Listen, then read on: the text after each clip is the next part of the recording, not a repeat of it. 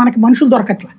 కానీ వీళ్ళు ఏమంటున్నారు, ఉచితంగా డబ్బులు ఇచ్చేయడం వలన పబ్లిక్ ఇది తయారైపోతున్నారు, సోమరపోతులుగా అంటున్నారు. కరెక్ట్గా చెప్పాలంటే రైతు తన బిడ్డను తీసుకెళ్ళి నగరాల్లో చదివిస్తే, నగరాల్లో ఉద్యోగం చేపిస్తుంటే రైతు కూలీ మాత్రం అట్లా ఎందుకు చేయొద్దు? చేస్తున్నాడు అతను.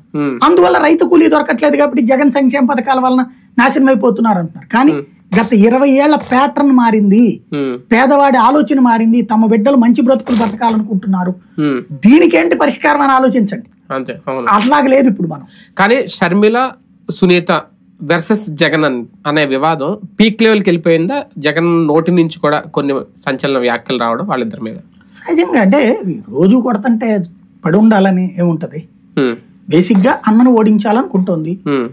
తెలుగుదే ఇప్పుడు వీళ్ళది నేను ఒక పదం విన్నా, మొన్న ఎవరో చెప్పారు, వీళ్ళ జట్లు ఉంటాయి కదా తెలుగుదేశం సోషల్ మీడియా టీం, ఐటీడీపీను లేకపోతే వైసీపీకి సంబంధించిన ఐపాక్, వాళ్ళకట నేరేటివ్ స్టోరీ అని పెడతారట. రోజు ఈ రోజు ఏ అంశం మీద హైలైట్ చేయాలి, ఎలాగ నేరేట్ చేయాలి అనేటువంటిది పెడతారట. ఈ రెండు పార్టీలు ప్రాంతీయ పార్టీలు, మరి జాతీయ పార్టీలు అట్ట ఉందో లేదో నాకు తెలియదు. ఇవాళ ఏ టాపిక్ ని హైలైట్ చేయాలి, ఎలాగ దాన్ని అర్థం చేయాలి జనానికి, అంటే మనం ఎలా ఆలోచించాలో వాళ్ళు డిసైడ్ చేసేస్తున్నారు. అలాంటి నేరేటివ్ థింకింగ్ లోనే షర్మిల అనే ఆవిడ ప్రవేశపెట్టబడింది. ఆవిడ ఆ నేరేటివ్ థింకింగ్ లో ఏం చూస్తుంది, తన బాబాయిని హత్య చేశాడని నమ్ముతోంది, అవినాష్ చేయించాడని నమ్ముతోంది, సునీత నమ్ముతోంది.